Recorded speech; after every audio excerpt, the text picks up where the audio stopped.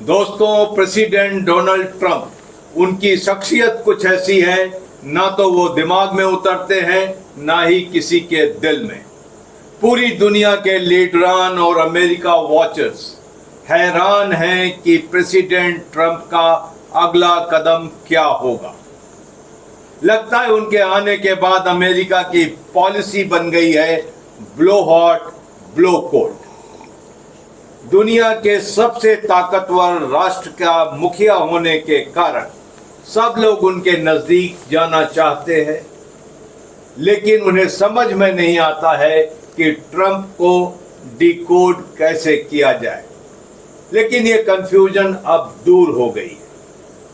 अभी एक किताब आई है और उसका नाम है ट्रंपोटोपिया।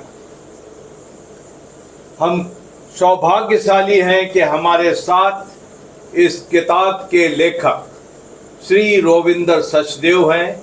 आइए उनसे बात करते हैं। सर, आपका स्वागत है।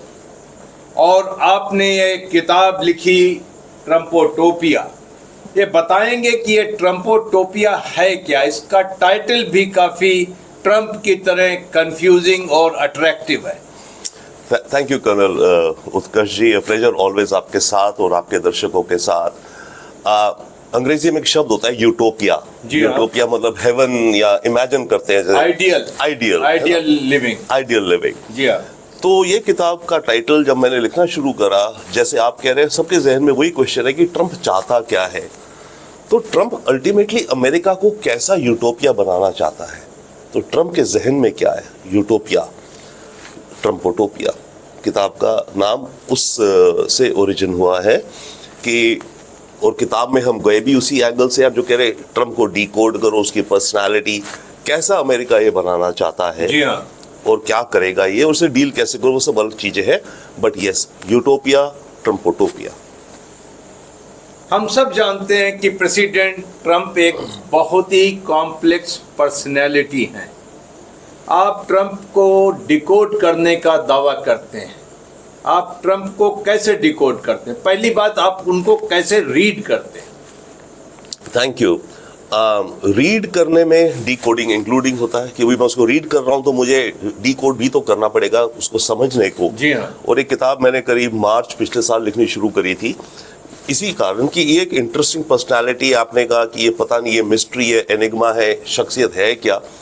तो उस चीज को डिकोड करने के लिए मैंने किताब लिखी, राइट। और इससे डील कैसे करो। अब किसी भी इंसान को स्टडी करने के लिए सोशल साइंसेस में कुछ थियरीज है। तो ये किताब में एक तरह की टेक्स्ट बुक भी है, साइकोलॉजिकल एनालिसिस भी है। ओके। मैंने फ्रॉइड का एनालिसिस होता है कि बचपन में आप जैसे जैसे उम्र होती गई, फ्रॉइडियन एनालिसिस भी किया मैंने। जी हाँ। थिंकिंग को लेके विचार जो होते हैं, इसमें दो तरह के लोग होते हैं, कहा जाता है कि सिस्टम 1 थिंकर्स, एक है सिस्टम 2 थिंकर्स। सिस्टम 1 थिंकर वो होते हैं जो कि इमीडिएट रिएक्ट करते हैं किसी भी चीज को लेकर के।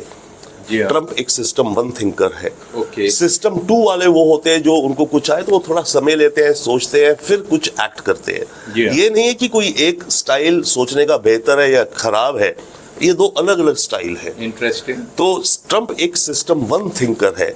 उसको लेकर मैं गया, इसकी थिंकिंग को लेके। इसकी परवरिश कैसे हुई?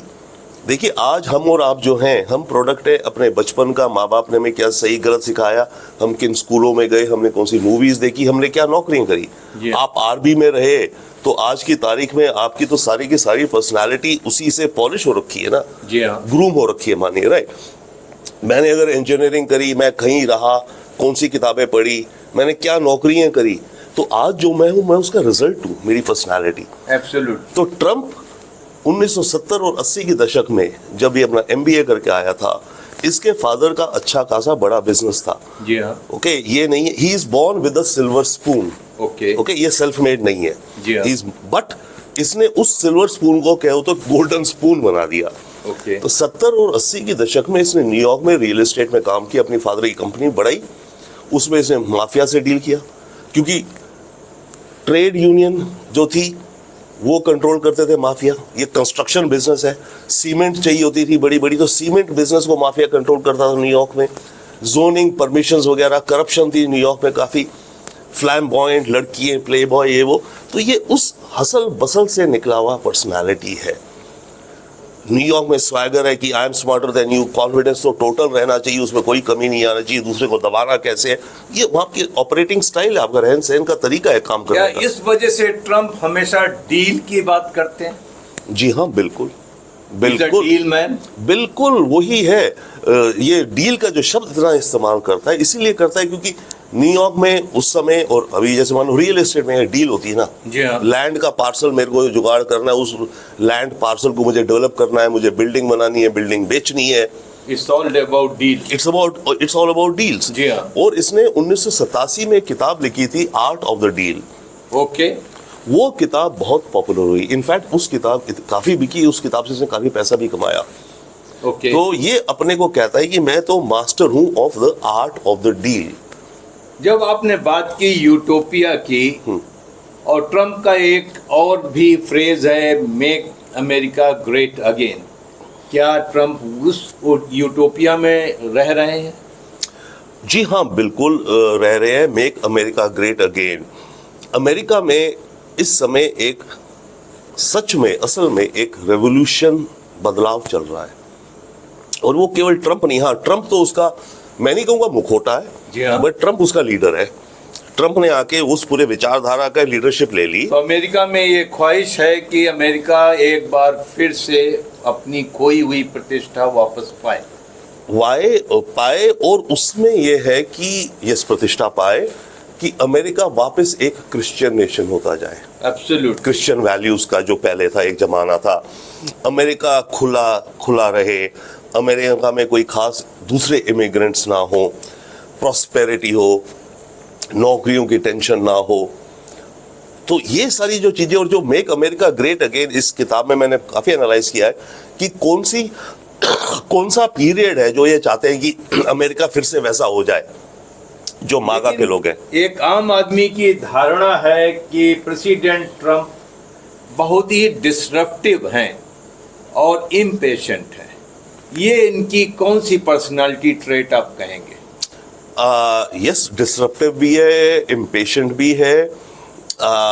इनकी पर्सनालिटी ट्रेट वही, वंस अगेन मैं कहूँगा कि इसको अपॉर्चुनिटी मिली है। पहली बार जब ये प्रेसिडेंट बना था तो इसकी जो कैबिनेट, जो इसके सारे थे, वो पुराने एस्टैब्लिशमेंट रिपब्लिकन थे, जो ऑलरेडी पावरफुल लोग थे, वही आ गए थे, क्योंकि ये नया आया था वॉशिंगटन डीसी में। अब की बार ये आया है, ये कंप्लीटली अपने विचार से चल रहा है। इसको है कि मैं कंप्लीट जीत के आया हूँ, मैं लड़ झगड़ के आया हूँ, 4 साल बाइडन थे और फिर दोबारा चुना गया हूँ।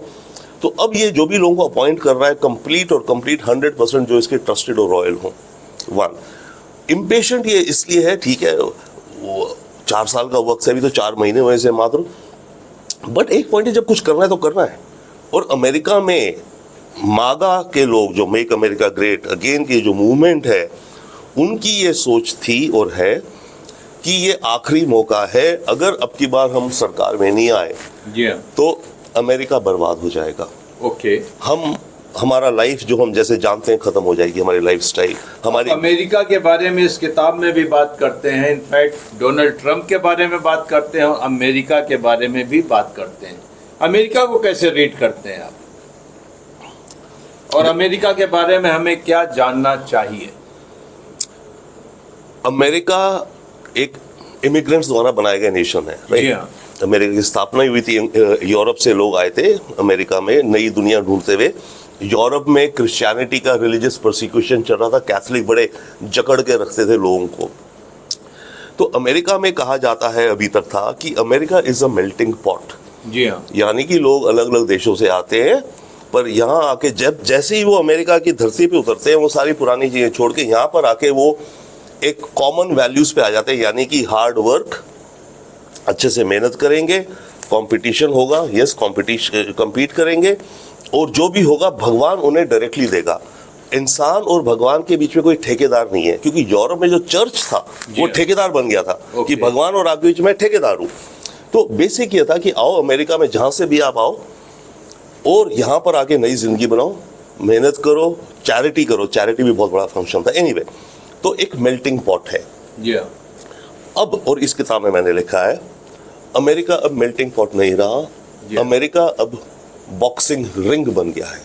Boxing ring. हाँ, दो पक्ष हैं, दोनों एक दूसरे से बॉक्सिंग लड़ रहे हैं और एक दूसरे को मारने को उतावले हैं। अमेरिका में आने के बाद लगता है कि लोगों ने अपनी आइडेंटिटी और पिछली कल्चर और वैल्यूज को नहीं छोड़ा।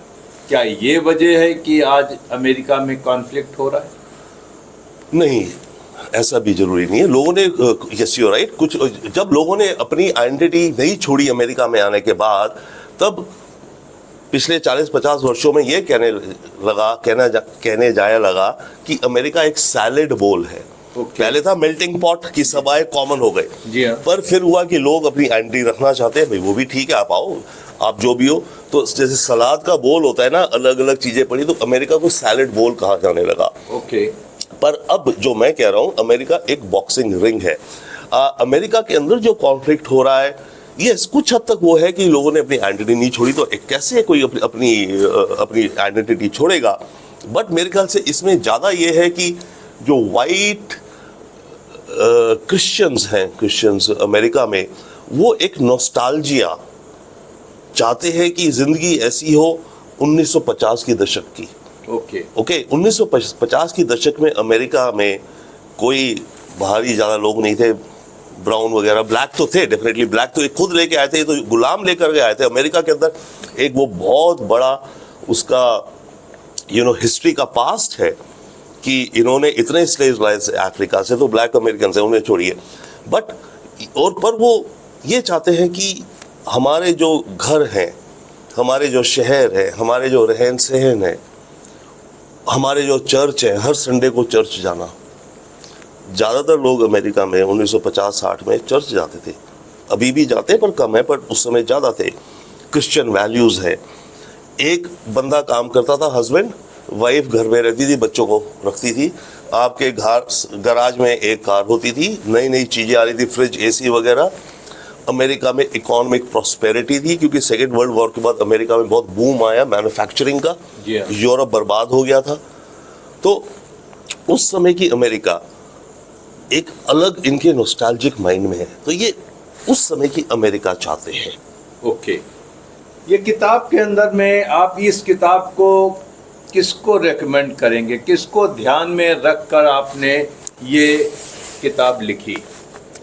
ये किताब मैंने लिखी है ध्यान में रख के prime ministers, presidents, ministers, wonderful, ambassadors, diplomats. Okay.